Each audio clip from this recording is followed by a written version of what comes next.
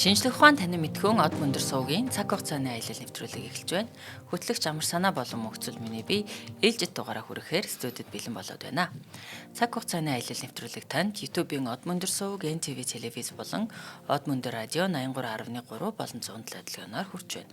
Өнөөдрийн дугаарыг Улаанбаатар хотын хамгийн үнцэнтэй бүсд баригдаж буй Сүхбаатарын талбайгаас ердөө 900 м-ийн зайд байрлах Encanto Trade Center Office болон од мөндөр суугийн алтан гишүүд ивент итгэн та бүгд төрөж байна. Өдрийн минь амраа. Өдрийн минь дээ. За өнөөдөр хоёлаа хаашаа хизээр аялах вэ? За 30-аад оны ер нь бол Шанхай Японууд эзэлж бөмбөгдөд эзэлдэг шүү дээ тий. За тэгэнгүүт манай зарим үзэгчд мэдэх хэрэг 800 гэдэг нэг кино байд. Тэр нь бод төв. Гэхдээ яг 800 хүн байгаагүй 400 хэдэн хүн байсан юм билээ л дээ. Тэгээд нэг 6 давхар одоо бетонын тийм байгууламжийг бүтэн 4-5 хоног Японы армийг зогсоож хамгаалдаг байхгүй. Тэгээд тэр киног нөр хальт ингээд үзээд ер нь ингээд үзэхээр тийм түүхэн баримт тийм зурган дээр хүртэл ингээд Википедиа дээр Герман цэргийн дуулга гэдэг нэг өвөрмөц тусдаа дуулга байдаг шүү дээ тий. Одоо төмөр дуулгыг хэлж байна үү? Дуулга тий. Ингээд зүүцсэн байдаг. Алдартай шүү тэр дуулга чинь тий. Тийм дуулгатай Герман Маузер барьсан хятад цэргүүд яг Германы армийн үндсэн дэлхийн 1-р дайн болон Францын армийг одоо Франц холбоотны армийг 40 онд Францыг эзлэхэд хэрэгжилжсэн тактикийн дагуу байлдажсэн гэдэг байхгүй. Хятад цэргүүд Германы армийн Коминданы одоо Чанкашигийн цэргүүд дуулсан өмссөн. За тэгээд яаж яваад одоо бид эднэр одоо андуурсан юм бахта энэ хятадч бас говьрлдох бахта чинь үнэхээр тийм байл. Тэр бүр цаанаа бүр маш том нугулаатай нюанстай зүйл л бүр тэхээс тех гэсэн юм шиг бүр. За чинь одоо ингээд юу яасан бэ гэхээр дэлхийн 1-р дайны дараа бол ерөнхийдөө Герман улс 100 мянган цэрэгтэй илүү байж болохгүй. Тэгээд одоо Версалийн гэрээг дагуу штэ тийм ээ бууж өгсөн учраас цэрэг татлах хийхгүй. Танк хүнд зэвсэг артиллери байж болохгүй. 60 км-с дээш илүү 40 км-с цааш тусгалтай их буутай байж болохгүй бүр. Тэгээд агаарын нисэх хүчин цэрэг нисэх хүчин гэж байхгүй. Цэргийн жанжин штаб гэж байхгүй. 100 мянган зүгээр цэрэг тэ ийм улс болгоод хувиргацсан байхгүй одоо холбоотнууд. Тэгэнгүүт их газрын хамгийн том дайнч ард түмэн Европын хамгийн олон хүнтэй дангаараа аримтай байсан Герман улс Европын хамгийн жижигхэн одоо баг хүн зэрэгтэй аримтай болоод хувирчиж байгаа зү. Тэгэнгүүт одоо яг энэ үеэс эхлэнгүүт нөгөө нэг Гитлер чинь нөгөө нэг ингээд улс төрийн ингээд карьераа хийгээд ингээд оргил руу 33 он хүртэл ингээд процесс явж штэ дэлхийн 1-р дайнд ялгснаас хойш. Тэгэхээр энэ олон манган насаараа Прусийн одоо генералын удамтай цэргийн уламжлалтай гэр бүлийн ингээд офицер хүмүүс өөр бараг дайдахаас өөр юм хийж сураагүй одоо үзээгүй шахуу тийм бардам гэр бүлийн уламжлалтай офицерууд мэрэгжлийн түвшинд бэлтгэсэн офицерууд Мюнхен, Бавар тэгэл одоо Германы пабууд, кофе шопуудаар цугларж ууцгаач одоо хямралаа тайлах нь шүү дээ. Өөрсдийн хин нэг нь тоох хэрэгтэй болох нь шүү дээ, тийм ээ. За ингээд эдгээр ахмад дайч чинь өөрсдөө хэдэн мянган одоо үеийн ахмад дайчд ингээд офицерууд өндөр түвшний офицерууд ажилгүй болж ийн гэсэн үг байхгүй айгүй ингэ цалингүй амжилгүй.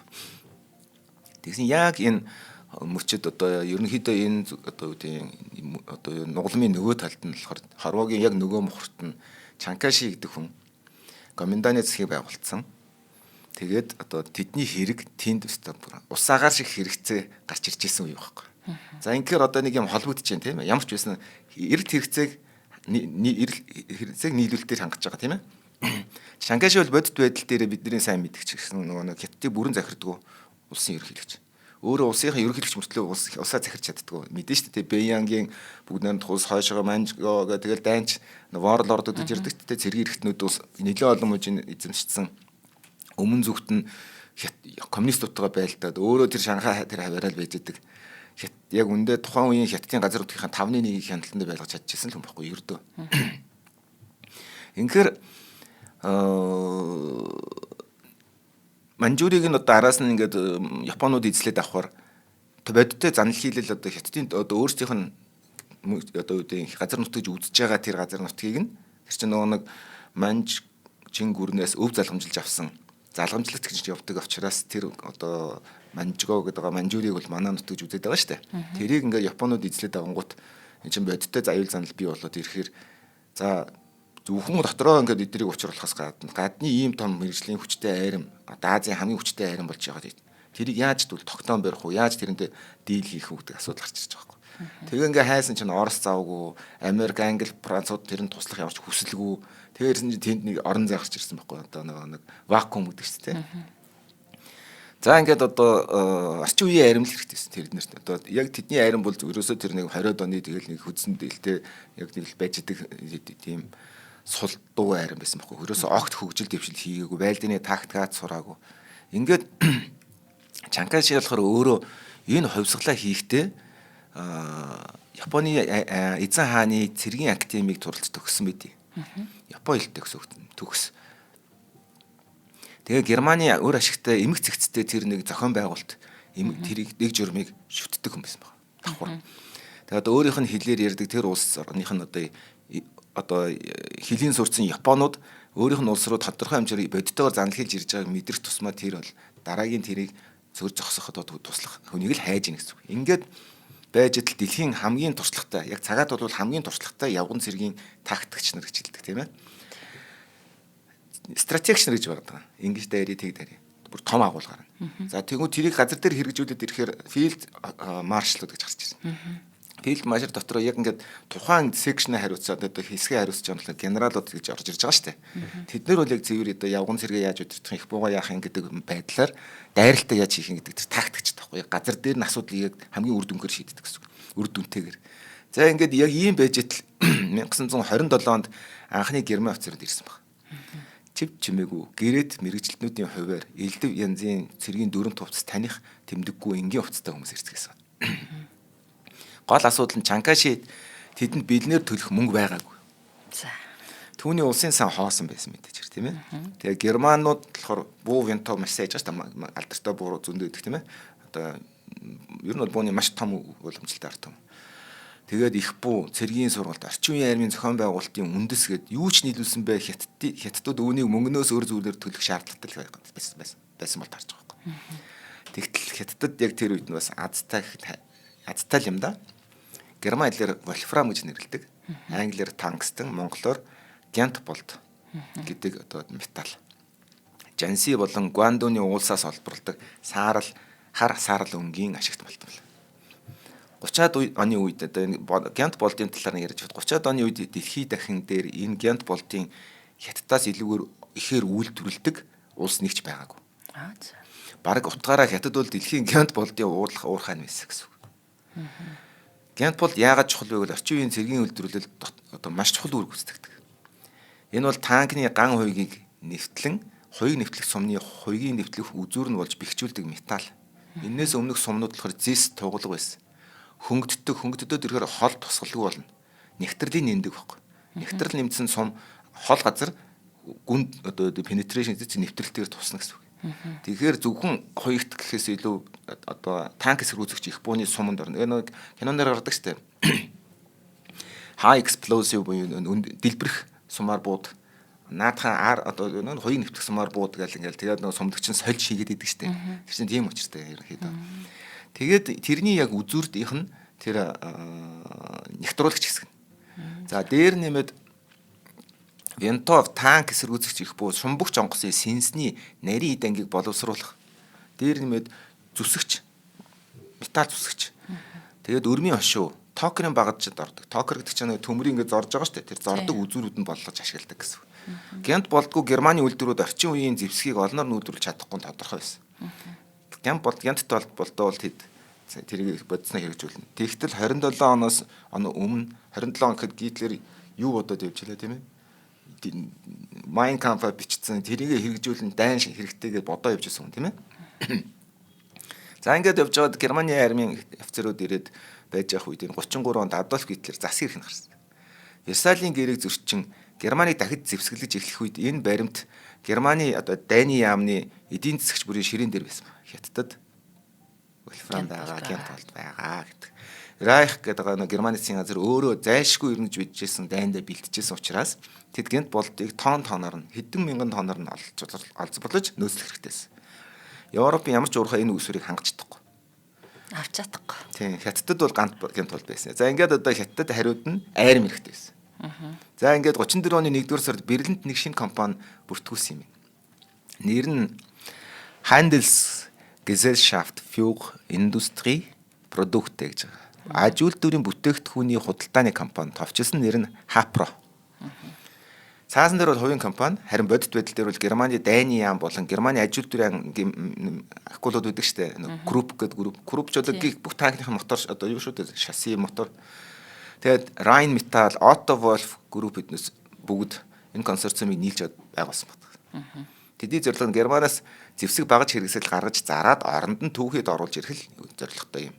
Ингэхдээ Женевт буюу үндэсний лигийн одоо тэрийг хянаж байгаа шүү дээ. Тэгэхээр үндэсний лигийн ямар ч улс энэ Гитлерийн тэр үед нууц хэврээс энэ дахин зэвсгэлэх төлөвлөгөөг мэдж болохгүйгээр нууц зарих хэрэгтэй байсан гэсэн. Аль биесны гэрээг 34 оны 8 сарын 23-нд байгуулсан. Гент болд Суурмаа одоо Герман руу явна. Оронд нь зэвсэг машин механизм хятадд ирнэ. Бэлэн мөнгө гүйхгүй, банкар дамжихгүй, өр байхгүй, цэвэр бартер хинч мэдхгүй. Тийм байна.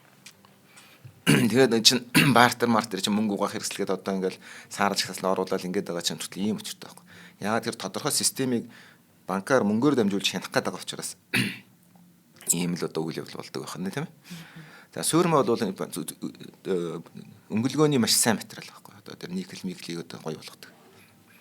За ингээд шинжилж өргөтгсөн хувилбар одоо буюу түүхэнд Хапрогийн гэрээ гэж байгуулсан үндсэн хилцээрийг 36 оны 4-р сарын 8-нд байгуулсан. Бартер дээр нэмээд Германы дайны яам 100 сая Рейхсмаркийн зээлийн шугам нээж өгсөн. Хятадд орчин үеийн армийг гол суурийг босгоход энэ тэрийг бүтээхэд энэ мөнгө маш хэрэгтэй байсан. Тийм учраас одоо Хятад бол дуртай хүлээж авсан. Гэхдээ нэг том асуудал болсон. 32-оос 36 оны хооронд Гент болдын үн дэлхийд 2 дахин нэмэгдсэн. Энэ хооронд. Тэгэхээр яана гэхээр Хятадаас Хамбург руу илгээсэн хөдрийн 1 тонн бүр нь 4 жилийн өмнөх үнэтэй харьцуулахад 2 дахин их болсон гэж үзэх юм бол Германы их буу 1 их буу өгөх биш 2 их буу төлдөг болж эхэлсэн гэсэн үг байхгүй. Германчууд одоо хоёуг нэвтлэг сумныхын төв хийдэг авч ирсэн. Хятад элит дивизүүдэд байгуулахдаа суурь бэлтгэцсэн.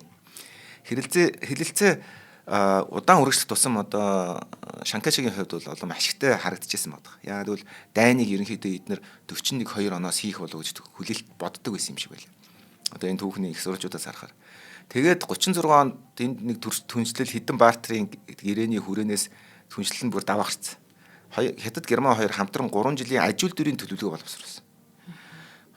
Одоо Хубейн гангийн үйлдвэр, Хунанд машин багажны үйлдвэрүүд, Сичуанд химийн үйлдвэрүүд байгуулсан. Байгуулнаж төлөвлөсөн. Хятадын нутгийн гүнд хөх мөрний хавцлуудыг завцуулаас цаашаа гэсэн үг. Яагаад тэгэхээр Японы одоо стратегийн бөмбөгдөгч онгоцны range гэж байгаа шүү дээ. Хүрх орон цайнаас зураасын тавьж байгаа тэрнээс цаана байв. За тэгэхээр одоо Шанхай дээр одоо их газраас ирээл хаанаас очих тэр радиусаас нь цаана барьсан гэсэн. Тэгэхээр үйлдвэрийг нийслэлийг ягаад далайн эргийн хотоор нийслэл болгодог шалтгаан тэр байна. Нутгийнхаа гүндээ дандаа бариад идэг чинь Тэнгисийн флот бууж ирэл хаанатай ч олзлол тэгээ ус чинь байхгүй болох учраас одоо тэр хин Бангкок бүгд нийслэлээ тэр юунд авчдаг тийм учраас их газрынхаа гүн рүү. За ингээд одоо айгу сонирхолтой нэг үл Хятадын нутгийн гүнд хөхмөрний тэр хавсуудын цаана Японы бөмбөгдөгч онгоц хүрэхгүй газар ирээдүйн дайнд нь хэрэгтэй дайны эдийн засгийг бүтцийг барьж ирсэн гэсэн. Германчуудын гараар Хятадын Гент болдоор Германы ирээдүйн холбоотны эсрэг дайнд бэлтгэж байгаа байхгүй. Сонин нюанс одоо түүхийн одоо твистүүд байгаас тийм хэрэгэлтүүд. Энэ бүхэн цаасан дээр одоо цаасан дээрх төдий зүйл байсан. Яагаад тэр худалдааны гэрээнүүд одоо юун дээр арай хийгдэж амжаагүй зөвхөн төлөвлөөнүүд байсан гэсэн. Тэгээ гэрээнд бол явган цэрэг одоо нэг Шанхай бомбт дээрх одоо тэр анхны тэр М5 Сталхелм гэж нэрээд байгаа. Сталхелм гэдэг чинь Сталин гэдэг чинь ган шүү дээ. Тэгээ ган дуулгал гэсэн үг хэвгүй. Тэгээ М35 гэдэг загварын марк гэх юм байна. Тэгээ тэр Германы цэргийн өмсөд идэг тэрний ган дуулгал чинь М35 Сталхелм гэж нэрлэдэг байгаа дуулгыг хайр цагнаас нь дөнгөж одоо будг нь хатаагүй тэр шахуу дуулгыг хайр цагнаас нь гаргаж ирэх үед хамгийн чухал асуулт нь Берлин Нанжин гэдэг шүү дээ тийм ээ. Одоо Герман болон одоо Хятад хоёр юуны тухай гар үсэг зурсан бэ гэдэг нь асуулын гол байгаагүй гэж байна. Харин Хятадын газар дээр хэн бодит дээр 80 мянган тариачин ирсийг одоо дайчдыг хүлээж аваад 3 жилийн дараа хэд Японы Тэнгисийн одоо десант буюу явган цэргүүдтэй тулалдах айрмыг бүтээж чадах байдаг асуулт нь хамгийн чухал байсан байна. Шанхайшиг армийг байгуулахад дараах Герман 5 герман хүн ер нь эрсцээс юм цуурж. Хурандаа Макс Бауэр 27 онд ирсэн гэдэг хамгийн анхны хүн ирсэн гэдэг чинь. Эрих Людендорфын штабын офицер байсан. Людендорф нь болохоор алдартай Германы одоо цэргийн удирдагч. 20-од оны үед оны турш хөсний цэргийн зөвлөхөр ажиллаж ирсэн. Аргентин, Испани, Зөвлөлт Орос гэдэг олон газар ажилласан. За мэлчлээ. За ер нь бол 31, 2, 3 оны хүртэл германчууд маш их Оросд зөвлөлтөд тусалдаг байсан. Дээр нэмээд Оросын зарим одоо Т-34-ийн суурь чинь тодорхой хэмжээр Германы зурган дээр явдсан шүү дээ. Нанжин хотод ирснийхаа дараа 2 жилийн дараа Бауэр салхин цэцэг тусаж нас орсон. Тэгэд эх орондоо буцаж чадаагүй. Бауэрын дараа хашууч генерал Херман Крибл ирсэн. Тэр Мюнхений төрийн эргэлтэд оролцсон. Мюнхений төрийн эргэлтэд мэдэн штэ нөгөө нэг Гитлер тэр буудаж ороод канон дээрээ гараад идэг штэ. 600 орчим Storm Trooper-ууд гэдэг. Тэгээд төрийн эрэг гаргаж оролцсон. Ахмад Айч 24 онд ял идэлтэй Адольф Гитлер гэдэг хүний хажуугийн өрөөнд хоригдчихсэн баг. Төрийн эргэлт хийсэн одоо ялаар. Крибл цэргийн зөвлөх багийг 1 жил удирдсан ч баг ямар ч уул мөр үлдээсэнгүй юу ч хийж чадаагүй гэсэн бол таарч. Тэгээ 30 онд дислэгч генерал Георг Ветцел ирсэн. Түүний ажлыг хүлээж аваад дараагийн 4 жилийн турш анхны туршилтын бригадуудыг байгуулж ирсэн. Жижиг анги нэгтгэлүүд гэсэн үг шүү. Германы сургалтаар бэлтгэгдсэн хятадын жижиг анги нэгтгэлүүд байсан бөгөөд Чанкашигийн бусад командлагч шинэ арга барил үнэхээр үр дүнтэй гэдгийг итгүүлэх зорилготой байсан. Эхний нөгөө прототип кейс стади гэсэн үг байна. Ингээ 33 онд хамгийн одоо тодор улмөрөө үлдээсэн хүн ирсэн. За энэ бол одоо хурандаа генерал Ханс фон Зехт гэж хүн байгаа. Тэрээр одоо дэлхийн 1-р дайны дараа Райхсвер гэдэг одоо Германы Райхын армийг босгож ирэх суурийг тавьсан гэсэн архитектор. Версалийн гэрээгээр 100 мянган хүнтэй үлдээсэн армийг хязгаарлалтыг арилмагцсан 10 дахин сая хүнтэй арим болгох тэр бүх боловсон хүчний цөм одоо боловсон хүчин болгоод удирдах чадвартай цэргийн офицерууд болгож өгсөн тэр цөмийг удирдсан байхгүй архитектор. Ер нь бол дэлхий дээр цөөхөн генералал армийг зураг төслөөс нь эхлэн хэрхэн байгуулахыг түн шиг ойлгодог байсан гэж тухайн үед. 34 онд Хятадд 2 дахь удаага ирэхдээ Зехт өөртөөгөө хамт нэгэн энэ ажлыг яг боддоор хэрэгжүүлэх хүнийг дагуулж ирсэн нь Александр фон Фалкенхаузен гэж урж байгаа. За Александр фон Фалкенхаузен бол яг тэр архитектор хүний барилгын инженер гэсэн үг байна. Гүйцэтгэгч юм дээ. За нэг. За тэгээ. За хоёлаа эхнийхээ ивент төчийг дурдчихъя. За цаг хугацааны аялал нэвтрүүлгийг маань Улаанбаатар хотын хамгийн үнэтэй бүс Сүхбаатарын талбайгаас ердөө 900 м-ийн зайд байрлах Encanto Trade Center Office ивент гэх юм байна. Та бүгд төрөж байна. За энэ офисын маань гой онцлогуд байна. За эхнийх нь бол Монгол улсад баригдсан хамгийн өндөр барилга дотор байрлах тус офис нь дэлхийн номер 1 Yuanda брендийн одоо дэлхийн бүр номер 1 технологийн шилэн фасадаар шийдэгдсэн. За тус фасадын систем нь Япон, Австрали зэрэг орнуудын өндөр зэрэглэлийн барилгуудад хэрэгэлдэг шийдэл бөгөөд өндөр барилгуудын дулаан алдалт, нарны тусуулын хяналт, дуу чимээ тусгаарлалт дээр дээд түвшнийг үзтгэл үзүүлдгээрээ танигдсан юм шийдэл юм байна. За энэ технологийн шийдэл нь Монголд анх удаа Encanto Trade Center Office нэвтэрч байгаа ба өндөр стандартын шийдэл нь зундаа халалтыг бууруулад өвөлдөө дулаан алдаглалыг багасгаад мөн жилийн дөрвөн улирал тогтвортой 5 тухтай орчныг бүрдүүлдэг юм байна. Мөн ган хийц бүхий энэхүү барилга нь газар хөдлөлтөд өндөр тэвсэртэй бөгөөд урт хугацааны найдвартай ашиглалтын үндсийг бүрдүүлж байна. Ган хийцлийн хамгийн том онцлог давуу тал бол том зайтай тэгээд баг нь маш багтай л гэсэн үг. Баг нь багтай төлөвлөлт юм байна. Саруулхан. За ингэснээр офис худалдаа олон нийтийн үйлчилгээний орон зайд илүү цэлгэр уян хатан байдлаар зохион байгуулалтыг одоо хүснээрээ хийх бүрэн боломжийг нээж өгч байна. Мөн Fujitec ухаалаг лифтний систем нь хиймэл оюун ухаанд суйрлан ажиллаж аюулгүй байдлыг хангахын зэрэгцээ лифт хүлээх хугацааг мэдэгдэхүүцээр бууруулж мөн одоо эрчим хүчний одоо үр ашигтай хэрэглээг бий болгох боломжийг бүрдүүлсэн байгаа юм байна. За барилгын доод хэсэгт 8 давхар худалдаа үйлчилгээний төвд ресторан, кофе шоп, фуд корт болон өдөр тутмын бүх төрлийн үйлчилгээ төвлөрсөн ба Encanto Mall, оргил худалдааны төв болон Encanto Sport Complex саун руу гүүрэн холбоосоор орох бүрэн боломжтой. За тэгэхээр ерөөсөө хүний хэрэгцээс хүн бүрэн болох гэдэг байна та. Тийм гарахгүйгээр бүгдийг хийн шүү. За төслийн хүрээнд нийт 1500 автомашины зогсоолтой ба офисын ажилтнуудад энэ бол хүртээмжтэй гэсэн үг. За офисын орчин нь 4.5 м-ийн өндөр таацтай. Өндөрлгөөний шал орчин үеийн халаалтын шийдэл бүрэн автоматжуулалттай галын одоо спринклертэй ингээ ус цацагчаар бүрэн одоо шийдэгдсэн. Тэгэхээр аюулгүй байдлыг бол гайхалтай хангасан тийм тоногтой офис юм байна. За нийт 7 лифт, 2 цугтах шат болон тусгай ослын лифттэй мөн нисдэг тэрэг хүлээн авах боломжтой дээрээ хелипортыг төлөвлөн одоо бий болгож байгаа юм байна. За Encanto Trade Center офис нь 2026 оны 4 дугаар сарын 4 дугаар улиралд ажилтанд орохоор төлөвлөгөөний дагуу ажиллаж байгаа бөгөөд офис түрээслэгчдэд зориулаад одоо гэрээгээ байгуулах боломжийг бүрдүүлээд байгаа юм байна.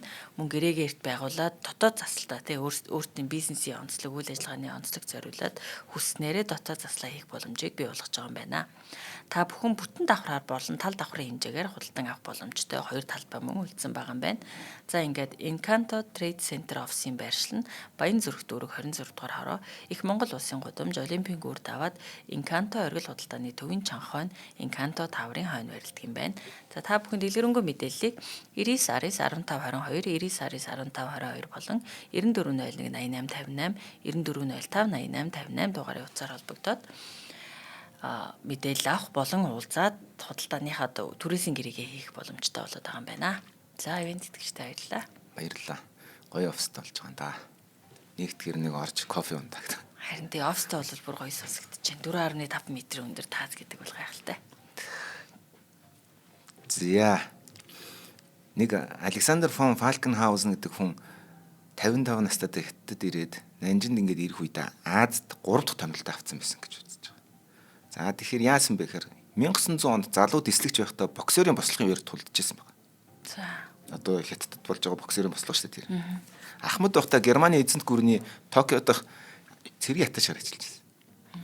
Япон хэлээр чөлөөтэй ирж сурсан. За тэгэхээр Чанкаши японоор ирдэг. Айрын босгож байгаа японоор ирнэ шүү дээ. Төгс ярина. Тэгэхээр энэ хоёр орчуулагч ямар ч хэрэггүй шууд ойлголцож эхэлнэ гэсэн үг. Бүх нюансуудаа. За ингээд хоёулаа цэргийн актем сурч байсан хоёр хүн таарч тийм ээ.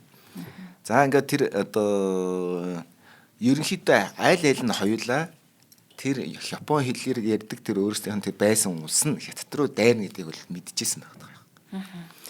Фалкенхаузен өөрөө бас дайн тулдаан хангалттай дариутаа үзсэн. 1917 онд тэрээр Палестинд Туркийн 7 дугаар армийн штабын дараагаар ажиллаж Алимбигийн тулд удирдсан Британий давшилтын эсрэг байлдаж дамжилтаа ницааж ирсэн. Үүнийхээ төлөө Германы эзэнт гүрний цэргийн дээд шагнал болох Пугле Мерит гэдэг шагнал авч ирсэн байна. Одон авч ирсэн юм. Тэгээ ямар ч хэмжүүрээр авч үзсэн байсан гэсэн Гитлерийн Германд үлдэж хоцорсон хамгийн туршлагатай цэргүүдийн жанждуудын генералуудын нэг нь ирсэн гэсэн үг байхгүй. Фронда генерал. Гэхдээ тэр нэг хүнд нэг асуудал байсан юм. Яасан бэ гэхээр нөгөө нэг 34 оны 6 дугаар сарын 30-нд Фалкенхаусыг одоо хятадд өнгөрөөсөн тэр хамгийн анхны 100 Германы SA-г хятаддаг да санаж байна. Одоо Гитлерийн дагалдагч нэг цэнгэр хувцастай биш ээ бор хувцастай нэг нацистууд явдаг штэ эхлээд. За. Ийм сарвчтай малгайтай. Тэгжсэн чинь тэдний SA гэдэг байхгүй юу? Одоо дайрагч бүлэг гэдэг Жон танхаа тэр зэвсгэлцэн итгэдэг. Тэгээ цаа чин өөрөө нөгөө нэг SS гэдэг системийг босгож ирэнгүүтээ тэр системийг устгасан байхгүй бүгдийг нь алж. Тэгээд тэрнийг одоо түүхэнд болохоор урт хутганы шүнд гэдэг long knife night гэж нэрлэдэг байхгүй Германы түүхэнд. Тэр нь яасан бэ гэхээр Гитлерийн бор цамцтан хагас цэргийн байгууллагын гишүүд болсон SA-гийн офицеруудыг бүгдийг нь алсан байхгүй. Нэг шөнийн дотор очиж.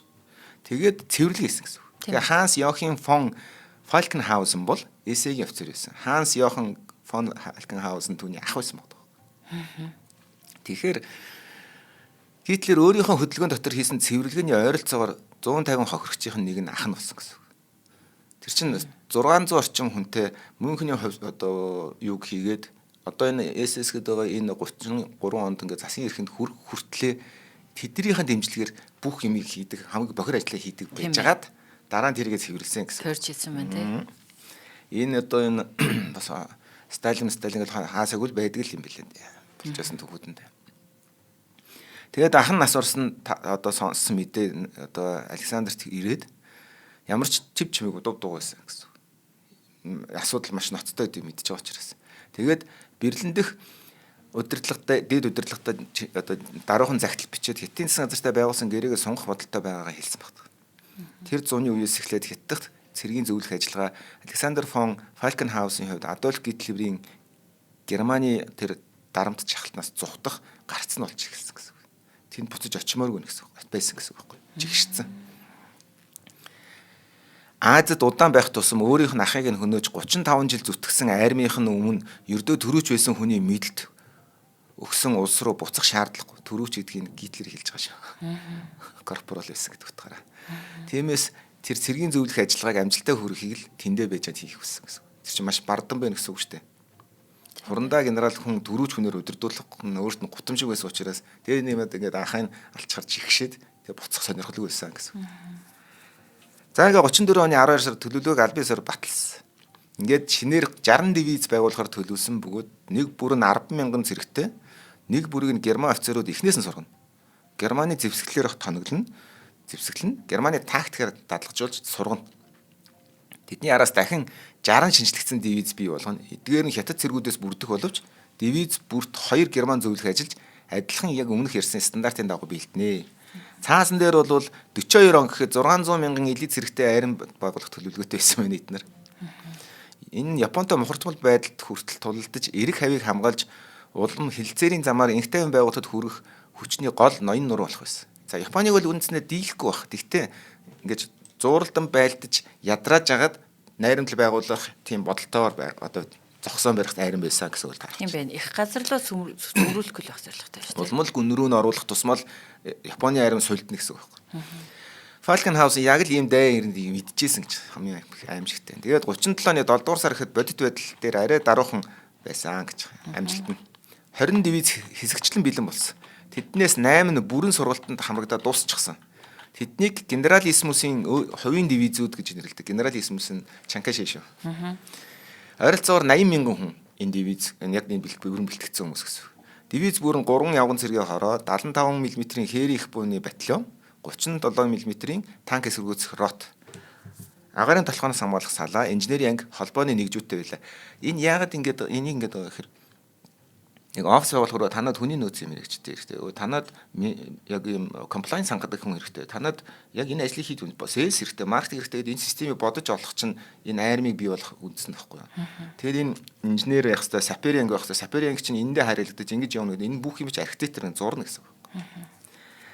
За тэгээд 1900 одоо 18 онд буюу одоо нэг новчны дан гэж яриад идэг штэ нэг Франц, Германы цэргүүд ингээд тулцсан гэж байждаг.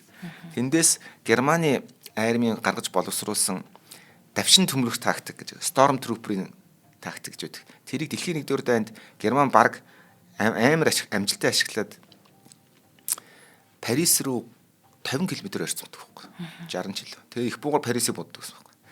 Яг одоо аргил үед. Энэ арга барилыг одоо хүний дагуу тасхдоос татсан цэргүүдээр сургачихсан. За тэгээд ойлгомжтой тэд хятад цэргүүд мөртлөө нөгөө герман цэргийн дуулах Маузер гэдэг винтоп байна гэсэн. Тэгэхээр харвас хятад герман цэргийн хувцаст бүх юм өөртөө шингээсэн хятад цэргүүд байсан бол таарах гэдэг тийм ээ. Тэгтээ тэр Маузер буу нь болохоор ихэнх нь Ханьянгийн зэвсгийн үйлдвэрт үйлдвэрлэсэн хятад хувилбарууд нь байсан байна. Тэгэхээр Маузер бууны бүх дизайныг гаргаж тэнд зорж ингэж үйлдвэрлээд тэндээ зэвсгэлдэг байсан гэсэн үг байна. Тийм бай. Технологи тэгж нийлүүлсэн гэсэн. За сонирхолтой нь тэд Райхсверийн салаанууд шиг хөдөлгөөнтэй дасгал суралтаа хийж чаддаг байсан гэж байна. Одоо Германы тухайн армийн одоо анги нэгтгэлүүч гэсэн. Тим сайн бэлтгэжсэн байна. За тэгээд сонирхолтой нь юу гэхээр энэ бол яг үндсэн цөм арим байх юм бол түүний цаана нэр төдий дөрөв хувцастай ойролцоогоор 2 сая хүн. Гэхдээ тэдний сургалт 1911 онд гатцсан мэт хэвээр байсан 2 сая хүнтэй айран байсан. Бэлтгэдэггүй гэсэн. Даавн цамц барьж яваа хүмүүсээс ч хөгшин ботлоо хуучирсан буу сум гэж байгаа шүү. Муухай зөвлөлтэй. Цэргэлдэг винтоод газрын зургаач уншиж чадахгүй офицерүүд. Газрын зурган дээр чинь ингээд нэг юм баахан зураас ингээд байгаад байдаг. Тэр чинь өндөрлөг намыг илэрхийлдэг байхгүй. Зүгээр юу л байна л та нөгөө. Манайхаар бол бэлтгэл. Бэлтгэл чинь зүгээр одоо тоотол байгаад байгаа шүү дээ. Тэдний чинь бүр бэлдээчих байхгүй. Тийм байна. Зүгээр винтоп бариад уулын цаана аваар харж байгаа бодолтой хүмүүс гэсэн үг. Тийм байна. Энэний тэр чин тэрийг харах гэдэг их буудаа энд байрлуулад дайсын байрал энд өгвөл энд их бууны уулын толгодынхаа ард байрлуулад энэ игнийг нь тэдэн метрийн одоо километрийн алсахын тусгалтайгаар буудна гэдэг тооцно гэдэг чинь тэр одоо офицеруудын хийх ажил болчиход байгаа байхгүй. Тэгээд тэнд чинь бас нэг юм дурантай хүн байгаа штэ нууц. Тэр чинд координат өгдөг байхгүй. Эхлээд хоёр сум буудсан штэ. Эхлээд нэг буудлага хийнгүүт хаана онжоог нь халангуудаа за наадахаа тэдэн метр юугаар тэдэн градусаар тат гэхэд тэгээд яг байрлалыг ондог гэсэн үг. За ингээд одоо Японы эдийн засгийг одоо Falcon House-ын төлөвлөгөө бол Elite 8 дивиз Японы эхний цогцлтыг өөр дээр авах, шингээж авах, шокийг. Шинжлэгдсэн 20 дивиз давшилтыг зууран удаашруулна. Харин хоцрогдсон 2 сая зэрэг бол цаг хожиж өгнө. Олон жилийн туршид залхааж сэмэлж илэгдүүлж байж Японы эдийн засгийг сөхрүүлж дайнд ялах боломжгүй болох гэдэг ийм стратеги боловсруулсан байна. Тэгээд төлөвлөгөө амжилттай болох байсан ч Берлинд аль хэдийн үйл хуралдаж ирсэн. Яасан бэгээр 36 оны 11-р сарын 25-нд Герман Япон хоёр анти-коминтерны пакт гэж тийм гэрээг байгуулсан. Гаднаас энэ зөвлөлт холбоот улсын эсрэг чиглэсэн хамгаалтын шинжтэй хилцээр гэж яригддаг боловч бодит байдал дээр Гитлерийн Герман Falcon House-ны хятадын аримд тулдгаар бэлтгэж байсан тэр улстайгаа бичгээр олон нийтэд ил тод анх удаага холбогдсон хэлбэр байна. Яагаад гэвэл энэ бол тийм үндсэндээ цаад зорилго тийм байгаагүй. Ерөнхийдөө алстаа зөвлөл холбоот улстай бид нар муудалцахад нөгөө талынх нь дахны нөгөө тал нь Япон байх ёстой юм а гэдэг бодлоор хандсан. Тэгэхээр нэгсэндээ энэ түүхийн нэг эмгэнэлтэй хэсэг нь болохоор 400 сая хүнтэй их газрын ийм том улсыг яг бидэж амжаагүй ч гэсэндээ Японоор тулсан байхгүй Гитлер. За тэр түүх нь бол одоо ингээд ярих хэсэг дээр гарна л та. Юу гэхээр Falcon House-ын яг энэ Герман улсын ингэсэн мэдээг Нанжин хот дахь ажлын өрөөндөө сонссон. Тэгвэл хинт ч юу ч хэлээгүй. Ажлаа өргөжлүүлсээр байсан. Альваар амжиж юмаа хийх гэдээсэн л гэсэн санаа нь. Хамбургаас хайрцагтай ачаанууд ээлж дараалан усан хоцор ирсээр л гэж байгаа. За. Яг энэ үед болохоор хуучин одоо Гитлерийн албан бус гадаад болгон зөвлөх болцсон нэг хүн байдیں۔ Одоо Йохим фон Риббентроп гэдэг. Англи элчин сайдаар ажиллаж байсан. Германы гадаад хэргийн сайд болж исэн. Тэр хүн одоо яг энэ асуудлыг ер нь зогсоосон нь бол таарч байгаа. Гэхдээ яг энэ үед ингээд энэ үеийг яг энэ нөхцөл байдлыг ингээд хоёр талаас ингээд бүрэлдээл ингээд явж явах үед 37 оны 7 сарын 7-нд Бээжингийн нэг гадаа нэг хятадын гарнизон Японы анги нэгтгэл хоёр хоорондоо бүгэлцдэг штэ. Тэгээ Марко Пологийн гүүрэн дээрх мөргөлдөөн гэж нэрлээд эндээс хятад Японы дай эхэлсэн байдаг байхгүй. Ингээд зарим санамсаргүй, зарим зайлшгүй болсон Японы өдөө нотголгож айх үздэг байхгүй юу хятадууд. Яагаад тэгэхээр хоёр зэрэг нь алга болцсон. Тэгээ та нар хулгайлцсан гэдэг тэрийг гаргаж өгдөг байхгүй. Байхгүй би яаж өгөх юм бэ гэдэг ингээ муудалцсан зүгээр. Хоёр илүү хитэн зэрэг. Ингээд 7 дугаар сарын 8-ны өглөө гэхэд Азийн хоёр том айрын бие биерүүгээ байлдаад буу барьсан яг хятад Японы дай ингэж эхэлсэн. 5-7 хоногийн турш одоо энэ ч нанда хойд мужаараа Бээжин хавар байлдаан үргэлжилж байгаа юм. Дараа 8 дугаар сарын 9-нд Шанхайд одоо Японы дэд дэслэгч ганцхан усан цэрэгтэй хамт хятадын хяналтанд байсан Хунцяо гэдэг нисэх буудлын руу машинаар явсан. Тэр газар нь 32 онд газ зогсоох хэлцээрийн дагуу Японы цэргийн хүчин нэвтрийг хоригдсан бүс байсан. Чи дандаа ингээд өдөөд ийн гэсэн үг байхгүй ингээд хоригдсан бүсээр нь хүртэл явах гэж оролдоол ингээд. Тэгээ энэ хятадын инх тайван сахиулах корпус тэднийг хаалган дээр зогсоосон оруулахгүй. Тэгээд одоо байлдаа тулдаан болсон. Тэгээд энэ үеэр одоо дислэгч түүний жолооч нэг хятад таруул ингээд амир хөцсөн байна. Тэгээд одоо тэр Шанхайн хэрэг явдал. Тэгээд одоо энэ үндэ яг тэнд юу болсныг мэдхэд хэцүү гэж. Яг бол баримт байхгүй. Гэхдээ энэ бол яг тэр Шанхайгийн одоо хамгийн том одоо энэ юуны хэрэг явдлын эхлэл гэж байгаа. За ингээд энэс цааш бол ойлгомжтой 3000 зэрэг Японы тэгсэн явган зэрэг олон улсын суурьшлийн бүсийн хил дотор одоо хил рүү хилийн гадарт агуу байрлал хийсэн. Хөнгөн зэвсэгтэйсэн. Яагаад тэр тэнгисээс нэмэлт хүч ирж амжихгүй. Ингээхээр юу гэсэн үгээр 3000 десантын зэрэг бууцсан байхад 80000 зэрэгээр дайраад хөөгө гаргачих юм бол буцаагаад оруулахгүй байх болцоотой тэнгисийн одоо десантын гэдэг. Тэгээд тэднэр лөө маш хүчтэй дайралт хийсэн. За ингээд Чанкаши бол ерний найрмын хамгийн хоёр шилдэг нэгтгэл болох 87 88 дугаар дивизүүдийг тэдний эсрэг тавьсан. За ингээ генералиссимусээс шууд тушаал авдаг. Falcon House-ын тактикээр бэлтгэгдсэн Германы явган цэргийн дивиз илүү тоног хүчтэй байсан. Гэхдээ Японууд энэ дээр аягүй сайн байлцсан байдаг. Ер нь бол германчуудыг юу яаж Японуудыг сэхэ авахаас өмнө гаргачих гэсэн л бодолтой байсан юм байна. Тэгэхгүй бол нөгөөдөл нь ингээд нэг түвшиц газартай байх юм бол тэр буусан цэг дээрээсээ нэмэлт хүч далайн давалгачаа төрж орж ирсээр байгаад эзлэн гэдэг тооцоор. Тэгээд ер нь бол Хуанпу гэдэг нэг мөрөн байгаад байгаа. Шанхай тэр мөрөн рүү ер нь төөж одоо живүүл чаян гэсэн тооцоор дайрсан байна. 3 өдрийн хугацаас. Яг л их газараас болон хойноос дандаа нэмэлт хүчтэй ирж ирсэн учраас. За ингээд хятадын анхны товтлогоо бол нэлээд хэцүүхэн босоо. Яг л одоо ерөнхийдөө бол ингээд нэг орон гарын анхчин яг энэ тулдааны бэлтгэлийг чинь тусдаа шүү дээ. Яг дайтцсан хүмүүсийн хайжууд бол. За ингээд 2 дахь өдөр нь төмөр нудраг гэдэг тийм ажиллагаа хийж тэр авах гэж оролцсон. Энд бол яг цэвэр Герман маягийн дайрагч бүлгийн товтлогоо буюу 87-88 дивизэд үүрээр хүнд их бууны гаал нээж гад дайсны байрлалыг маш их буугаар буудаж үнс шороо агаарт нэг дэгдэж явах хооронд нь одоо дайрагч бүлгүүд зэргүүд нь бол тэр хооронд амжиж газар ахидаг тийм технологи байхгүй. 12 цагийн турш байлдсан боловч бас ингээд ерөөхдөө боломжоо дахиад алдсан. Яагаад гэвэл боломж алдсан шалтгаанууд хятадуудын төлөвлөсөн энэ амжилт бол цэвэр хойд хэдтэр дайраад байгаа газрын хойд хязгаараар нь фланк хийгээд ингээд тойрч бүсэж гарах гэхээр олон улсын суурьшлийн бүсгээд өмнөд иргэдэнд дагцсан гэж байж байсан байна. Тэгээд тэрний дунд оршсон. Тэгэхээр Британи, Франц, Америкийн одоо мандаттай тэдний иргэд амьдэрдэг тийм одоо гэрээний дагуу хятадын арим тэнд бүр тулдах ирэхгүй тийм дүрмтэй газар байгаа байхгүй. Ингээд жинхэнэ одоо жанхууч утагдчихж байгаа байхгүй. Тийм байна. За ойлоо төр засварлаад 2 дахь ивент итгэжээ дурдчих тий. Тий. За цаг хугацааны аялал нэвтрүүлгийн маань өнөөдрийн дугаарыг шинжлэх ухаан танин мэдхүү хот мөндөр сувгийн алтан гишүүд ивент итгэж байна. За шинжлэх ухаан танин мэдхүү хот мөндөр сувгийн хамт олон одоо жил бүрийн 8 сарын 1-ээс 7 сарын 1-ний хүртэл манай уран бүтээлийн уйлрал эхэлдэг. Одоо үргэлжилдэг. За нэг уран бүтээлийн уйлралд бид нар 1000 гаруй шинжлэх ухаан танин мэдхүүн агуулгатай нэвтрүүлгүүдийг бэлдэн үзэг сонсогчдод хүргэдэг байгаамаа.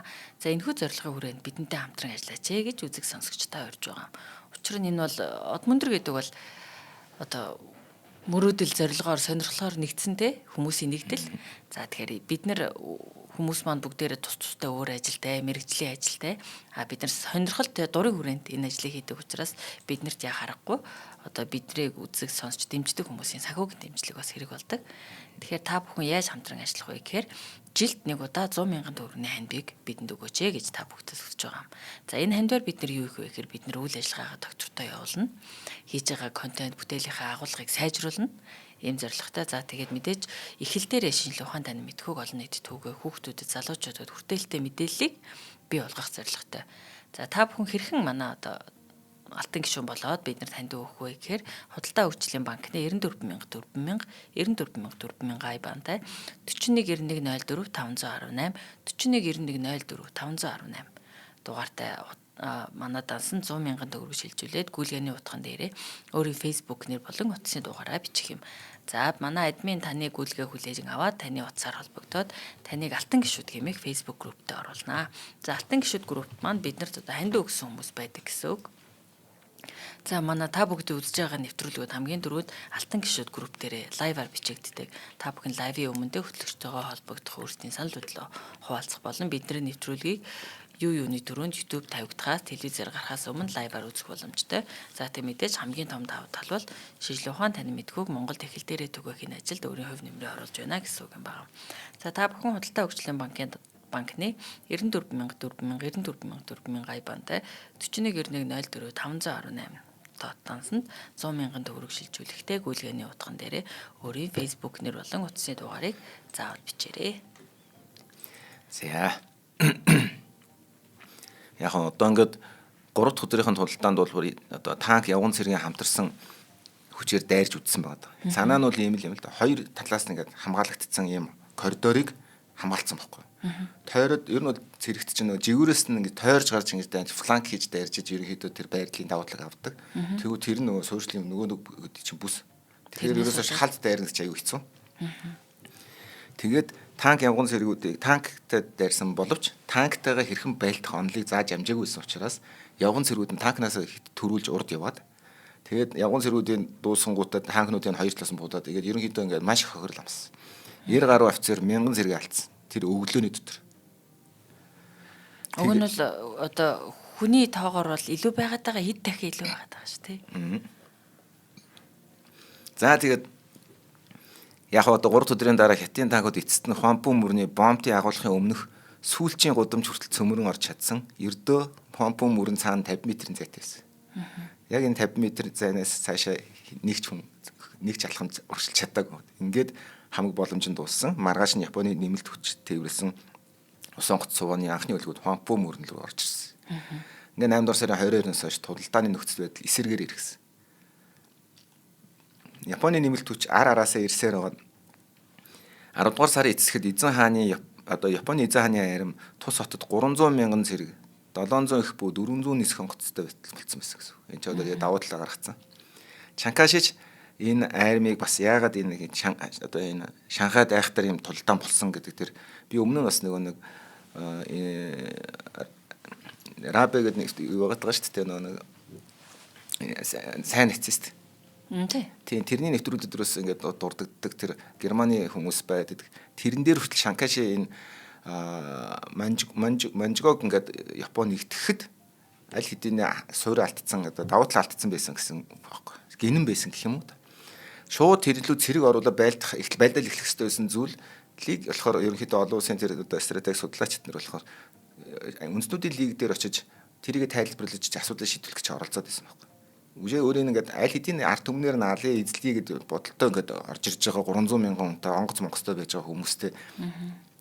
Тэгээд одоо яасан бэ гэхээр одоо нэг сонирхолтой сонголт хийсэн. Ер нь бол энийг одоо яг жинхэнэ одоо Сталинград одоо Азийн газруудад одоо болсон одоо орчин үеийн дэлхийн 2 дугаар дайны үед болсон маш том тулдаануудыг нэг ч үздэг байхгүй. Махан татш гэж хэлээд байгаа юм. Тэгээд энэ уул нь бол Шанхай болон Нанжины хооронд байгуулсан Falcon House өөрөө байгуулсан хамгаалтын бэхлэлтийн шугамуудыг барьсан байгаа гэсэн байхгүй. Эзлэхэд бас хэцүү болгоод бэлдсэн. Тэгээд тэр сонгосон газар руугаа Японд тулдаж болох байсан. Тэгсэн чинь тэр бүх боломжоо Шанхайд одоо азаа үзгэр шийдсэн баг. Яасан бэ гэхээр дипломатын талаасаа азаа үзнэ. Тэгээд 11 дугаар сарын 6-нд 9 улсын хилцээрийн гаруун зурсан улсууд болох Брюсселд цуглаад хятадх нөхцөл байдлыг хилцээр бас. Тэгээд тэнд явж очиод маш тодорхой хэрэг баримттай очих хүссэн тэр хурал дээр.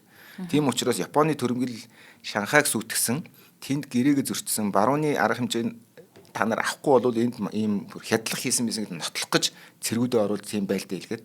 Тэгээ тэрийг барьж очиод тэдэрт тайлбарлаад манай улсыг ингэж дарамтлж та нар тусал гэж ярих гэж утсан байхгүй. Тэгсэн тэр одоо өөрийнхөө тэр ярьж байгаа зүйлээ Брюсселд ингэ тэдэрт үнэмшилтэйгээр ойлгуулахын тулд хятад ямар их цус сурсаж байгааг харуулах баримт хэрэгтэй байсан байхгүй. Ер нь одоо спортын документ гэж шилдэг шүү дээ. Нотариатаар батлага. Ингээд Чанкаши армиа өргөжлүүлэн ингээд цутгасан. 700 мянган хүний үндсэн армиа хийсэн. Хот руу хамгаалах гэж. 87 дугаар дивиз, 88 дугаар дивиз, 36 гэдэг 3 гол элит дивиз нь Германд одоо бэлтгэгдсэн корпусын үлдсэн хэсэг. Тэдний араас шинжлэгдсэн дивизүүд дараа нь цэргийн ноёдын нэгтгэлүүд нөө воорлордууд тийм эцэст нь татлан тариачин цэргүүд хүртэл орж ирсэн. 3 сарын турш хот дотор тулдаа үргэлжлээд Falcon House-ын тэр бүх хугацаанд фронтын шугам дээр байсан. Ер нь бол Берлингээс офицеруудыг ерөөсө фронтын шугам дээр байж болохгүй, зөвхөн штаб зөвлөхөөс илүү юм хийж болохгүй шүү гэдэг чиглэл өгсөн байсан. Falcon House-ын бол тэрийг үсгээд яг тусалсан. За ингээд одоо хятадын одоо тэр өөрөө хятадын армийн цэргийн хувц өмсөж зогсдог тэндээ. Falcon House нь. Тэгээ хожим нь өөрийнх нь ярьснаар бол тэр заримдаа хэдэн өдрөөр зөвхөн чансан өндөг коньяк ууж одоо өлөөд ардаг байсан байдаг. Түүнтэй хамт фронтын шугам дээр дислэгчээс дислэгч генерал хүртэлх бүх цолны нийт 69 герман зөвлөх байсан. Гэхдээ тэднэрт урьдчилан сануулсан тулдаанд оролцож болохгүй гэсэн боловч тэд нар оролцсон. Шанхайн тул тийм учраас Японы тэнгисийн десантын цэргүүд Шанхайн тулдааны 3 сар тулсан тэр тулдааны бол германчуудтай хийсэн тулдаан гэж нэрлэдэг. Хачилж. Энэ ч бас тийм буруу зөвлөл биш ээ гэдгийг ер нь бол дараа нь ингээд тайлбарлаж. За ингээд Брюсселийн баг хурал 5 саясаар нэгдээд хуралдаж асуудал хэлэлцсэн ямар ч үрдэгт хүрээгүй. Өрнөдийн гүрнүүд ямар ч хариуцлага арга хэмжээ авахыг дээр санал нэгдэж чадаагүй. Зүгээр л санаа зовниж байна гэдэг мэдээлэл гаргаад хурлаас. Ингээ 2 хоногийн дараа Дачаан дахь Хятадын хамгаалтын шугам Японы хоёрт техник агаарын хүчний төрөлтөнд болж нурж унсан одоо хамгаалтын шугам. Ингээ Шанхайгаас ухрах ажиллагаа эхлэх болонгоо тэр олон цэргүүдийн чинь ард ирээ гарах болно шүү дээ. Тэгээ 10 дугаар сарын 26 гэхэд Жаббай хэмээх хойд дүүрэгт Хятадын эсэргүүцэл бүрэн дууссан. Тэгэнгүүт Чэн Сүжэв горхийг гатлан баруун захын дүүргүүд рүү ерөнхий ухралт хийсэн. Ингээл баг тулалдаад ухарч исэн гэсэн. Тэгвэл нэг батальоныг ард үлдээсэн байна. 88 дугаар дивизийнхаа 524 дугаар хорооны 420 зэргийг горхийн хойд ирэг дээр байрлах 6 давхар бетоны агуулхад байрлалыг нийцлүүлсэн. За энэ киноны юун дээр бол өмнө нь бол 88 дугаар дивизийнх нь өөрийнх нь штаб байсан газар. Бетон гэдэг учраас нөгөө их буугаар буудаж мотод бас тэсвэртэй байсан учраас. За энэ дээр бол одоо Хятадын өөрийнх нь кино байгаа. 800 гэдэг нэртэй. 2020 онд хийгдсэн санагдаж байна. За тэр кинон дээр бол одоо тэр яг генералиссимусийн Falcon House-ын бэлдсэн элит дивизийн яг 420 зэрэг байлцсан. Гэтэ эдгээр нэг Хятадын түүхчид болохоор 800 хүн байсан гэж үзээд 800 гэж нэрлсэн юм байл. За тэгээд хоол хүнс эмнэлгийн хэрэгсэл сум зэвсэг үлдээгээд тэгээ гар бөмбөг хортхийн баг эм 35 Шталхайлм гэдэг дуулгыг хүртэл өгсөн. Тэгээ Маузер Винто 300 хүн болгоод 300 сум гар бөмбөг өгсөн. 27 хөнгөн пулеметтай 4 Максим пулеметтай байсан байна. Их бүү байсангүй, тусламж байсангүй. Ингээд эдгээр яах зорилготой байсан бөхөр энэ төрөлтийг маш удаан зогсоож алихаар тэгээ хотоос бүрэн өөрийнхөө үндсэн армиа гарч явтлна гэсэн санаа юм байна. Арга цах. Тий. Тэгээд одоо Сүжэв орхийн бохир усны цааталд ердөө 50 м-ийн зайд олон улсын суурьшлийн бүсийн эрэг, өрөндийн сэтгүүлч, гадаадын бизнесмэнүүд мөн Британий армийн гарнизоны цэргүүд тэр тулдаа нэг кино үзэж байгаа шиг үзээ сууж байсан гэсэн. Яг бол оролцож болохгүй. За ингээд энэ агуулгын бүслэлт бол 6 өдөр үргэлжилсэн. Японочууд 2 явган цэргийн хороо, хөнгөн танк, хээрийн их буугаар 400 хятад цэрэг суусан бетон хайрцаг руу давталсан гэж ярьд юм. Хамаалагчдаас 35 амь өргөдөж үлдсэн Чанкашигийн тушаалаар 11 сарын 1-нд гүүрээр дамжин Британий консулсын бүс рүү ухарсан. Ингээд Хятад болохоор энийг 800 баатар гэж нэрлэдэг одоо, тийм ээ. Бодиттой одоо байсан гэдэг. За одоо эндээс ингээд ерөөхдөө дүгнэлтээ хийгээд явчих. Энэ яг одоо хичнээн хүний хохирсон одоо яасан хийсэн гэдэг нэг тийм чухал юм одоо бол нэг яригадаад тахгүй. Харцангуй болж байгаа түгэл юм. Энд одоо нэг том үйл явдал болох юм. Falcon House нь тэр 3 одоо үйлдвэрүүдийг барих тэр зөвлөгөөг өгөхдөө ингэж хэлсэн байна одоо Falcon House-ын 3 жил байгуулсан айрам ердөө 3 сарын дотор бараг 5 жилийн турш байгуулсан айрам 3 сарын дотор байхгүй болохоор тариаштай айрам л үлдэн штэ. Тэгэхээр ерөөсөө төлөвлөгөөнийхөө дагуу тэр их газрын тэр нэг гүн рүүгээ яваа гэдэг.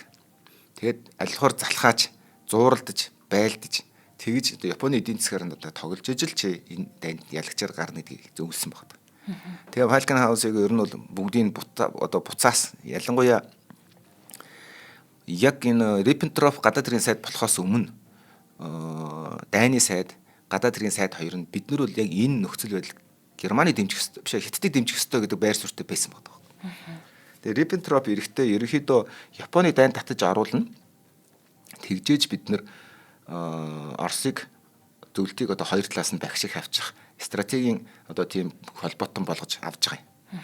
Тэгтэл аюул сонирхолтой нь яасан бэ гэхээр Японы арим юу гэж эзэлж ангуудаа Хятадд байгаа нөгөө өмчлүүдийг Германы одоо өмч хөрөнгийг хүртэл ингээд ангуудаа конфискац гэдэг чинь шууд өөрсдийн болгож аваа Германууд өгөөг. Өмчийг хурааж аваад өөрийнхөө аримудад өгс, өөрийнхөө үйлдвэрүүдэд өгс жишээлбэл. Дээр нэмээд нэг том үйл явдал байгаа. Энийг бол одоо монголчууд бас сайн мэддэг байх. Энэ 39 онд халахын голд Кантоны арим чинь хойшоо дарих уу, урагшаага дарих уу гэдэг хоёр сонголтоо баг хойшоогоо бодцсон явж хахад нь тэр тулдаа маш том сургамж өгсөн учраас ерөнхийдөө тодорхой хэмжээний Японы армийн санаарлалыг болиулсан тийм одоо гол үүргэн штэ. Тийм учраас Зарлаагүй дайны оршил гэж нэрлэдэг идэг нэг тийм нэр өгöd байгаа. За тэр бол яг Монгол зөвлөлтийн хооронд асуудал. Эхний 1-р, 2-р бол угаасаа 30 оны 9 сарын 1-нд эхэлсэн байсан гэсэн үг шүү дээ. Тэгтээ нөгөө нэг тэр зун нь болж байгаа үйл явдал шүү дээ, тийм ээ.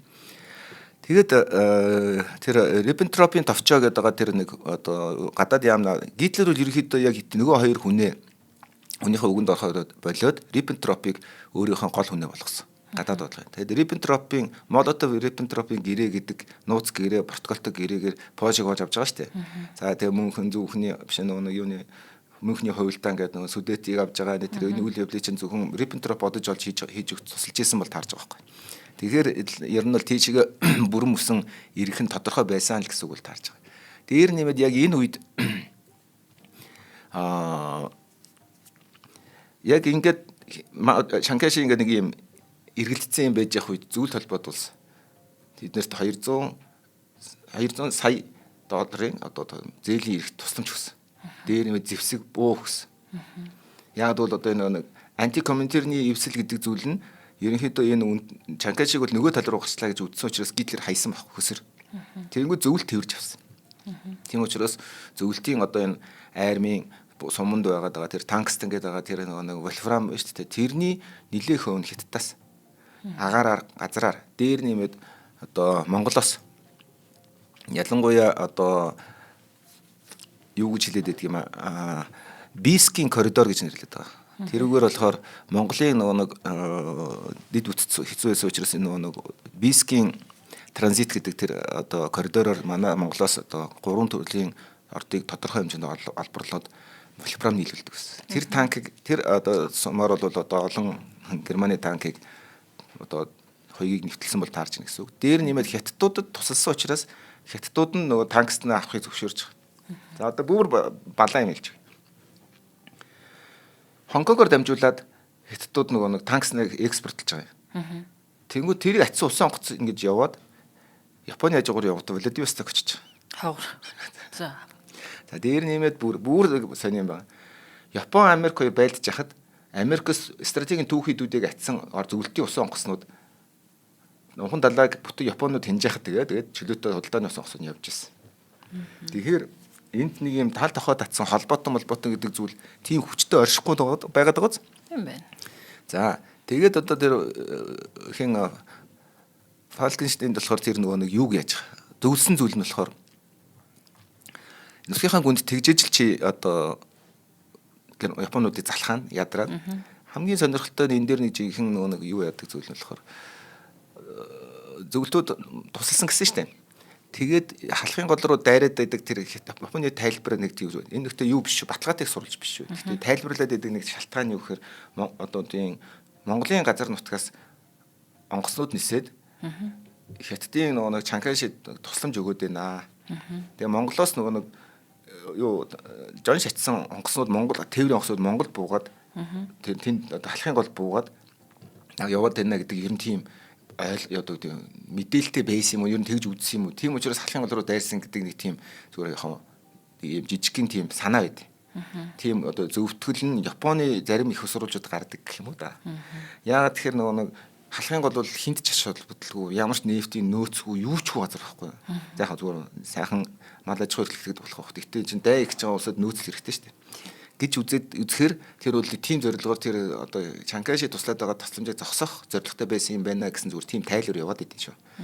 За тэгсэн чинь нөгөө Гитлерийн тангстенчгүй 400 сая хятад одоо бараг 5-6 сая одоо хятадын армийг бэлтгэсэн байсан бол Японуудыг эсрэг үзэхэд Оросуудтай ч байлж болох тийм хэмжээний удирдах болох байсан хөршин өөрөө холбоотон гүрэн болоод буцаагаад өөрийн яалтын хэлзээр ороод ялж байгаа шүү дээ. Яг харьцангуй сул одоо дуу хоолойтой байсан байж болно. Хамгийн сонирхолтой нь өөрийн тоож авсан өөрөө тэр хайж явсан одоо Гитлерийн одоо гадаад бодлогын тэр стратегийн хамгийн том алдаануудын нэг зөндөө байгаа л да. Тэрний нэг сонирхолтой алдаа нь Азийн шилжилт хийсэн алдаа нь болохоор нөгөө нэг Японд найдсан Япон нь огт хөдлөв. За буцаагаад тэрэн дээр бас нэг түүх байгаа нь болохоор Япон нь зөвлөл холбоод улстай нөгөө нэг үйл явдлц гэрээ байгуулсан Герман туслаагүй гэдгээдээ аюу их ингээд итгэдэг байсан чинь ерөөсөө цай үнэтэй армийг сарын дотор байхгүй болгосон сарч хүрэхгүй хугацаанд. Тэгэхээр юм гэдэг бол өөрөө тэр нэг хаард хатууд тал гэж байдгүй гэдгийг ойлгож байна уу гэдэг санаа хэлсэн. Харагдаж байгаа шиг биш. Ерөөсөө яг тийм. Тэгээд одоо Гитлер сүүлдээ тэр сумчгүй болоод ирэхээр тэр нөгөө Испани, Португалаас жоохон нөөцтэй байдаг. Тэндээс нь худалж авдаг. Тэндээс худалж авангууд нөгөө нэг далайгийн Их Британий эзэнт гүрний флот хянаж байгаа шүү дээ. Тэгэхээр нөгөө нэг усан хотуудын живүүлээд байхаар ингээд бүр ерөөсөө ингээд бүх талаас нь авчигдсан бол таарж байгаа. Тэгэхээр ерөнхийдөө зүгээр богны зайны бол юугаа харсан байж магадгүй те. Одоо дунд одоо тусгалын юм аа бол харсан гэж. Яг ансаа бол харахтаа зүгээр яг зарим хүмүүсийн хэлж байгаа үнцгэн болохоор. Хятадыг өөрийнхөө талд татсан бол ямар нөхцөлөд ямар байж болох байсан бол гэдэг зүгээр юм сонирхолтой юм төл дэвшүүлдэг юм байл. Тэгээ би бол тэр нэг итгэхгүй байгаа л да. Яг гоо гэхдээ нөгөө талаас харахад бол нөгөө Чанкашигийн өөрөө нөгөө legitimacy буюу те яг тэр энэ том газар яг эзэн сууж чадах одоо тий өдөрдөн нэгдсэн нэг зохион байгуулалтаа болгож чадах гэдэгт нь маш их хэрэгэлзээ байсан юм шүү дээ. Тэгээд одоо нэг манай нэг Falcon House байгаа шүү дээ тийм ээ. Falcon House нь маань буцах болсон, дуудсан. За бүгдийн дуудсан генералуудаа. Одоо тэр туссан хүмүүс. Тэгээд тэднийг Хонконгоор дамжуулаад буцахт нь Германы дипломатчдаар биечлэн болон заримдаа Хонконгийн зочдлуудын өрөөнд одоо нууцаараа хэл мэддэг нэг мэдээлэл нь юу гэхээр ирэхгүй бол танаа хүүхд гэр бүл чинь хорихлагаар явна занал хэлдэг байсан учраас буцахаас өөр аргагүйсэн. Буцаж очиод гэрээ дууссан буцаж очиод ерөнхийдөө бол эхлээд одоо энэ нацистийн концлагерт байсан.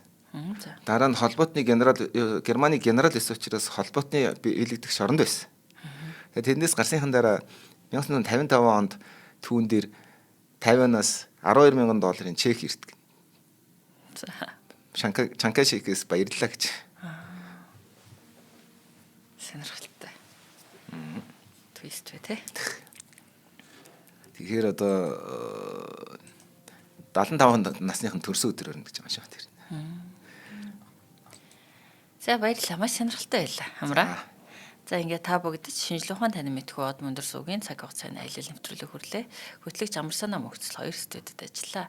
Манай нэвтрүүлэг танд YouTube-ийн од мөндөр сууг, NTV телевиз болон од мөндөр радио 83.3 болон 107 дэлгэнээр хүрч байна. Манай нэвтрүүлгийг Улаанбаатар хотын хамгийн үнцэнтэй бүс зөндөрлөн босч буй Encanto Trade Center Office болон од мөндөр суугийн алтан гишүүд эвэнтэтгэн та бүгд түргэлээ. Дараагийн дугаараар уулзлаа. Баяртай. Баяртай.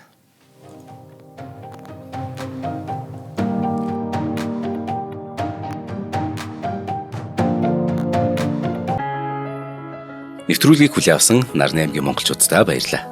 Од мөндөр сувг нь энэ мэдчлэн таны мэдхүү мянган нэвтрүүлгийг 2026 оны 7 сарын 1 хүртэл та бүхэндээ хүргэх юм. Их хэлээрээ шинжлэх ухаан танин мэдхүүг түгээхийн үлсэд нэгтгэх хүсвэл та бидэнд хандив өгөх боломжтой. Жилдээ ганцхан удаа 100,000 төгрөгөөр биднийг дэмжснээр шинжлэх ухаан танин мэдхүйг түгээх энэ үйл хэрэг амжилттай үргэлжлэх юм. Од мөндөр нэр дээрх Удаагийн банкны дансгаа 4191 Тэг 4518. Та 100,000 төгрөгөөр шилжүүлэхдээ гүйлгийн утга дээр нь өөрийн нэр болон утасны дугаараа заавал бичээрэй. 100,000 төгрөг хандсанаар од мөндөр сувгийн алтан гишүүн болох юм а. Шинжлэх ухаан танин мэдхгүй Монголд ялах болтугай.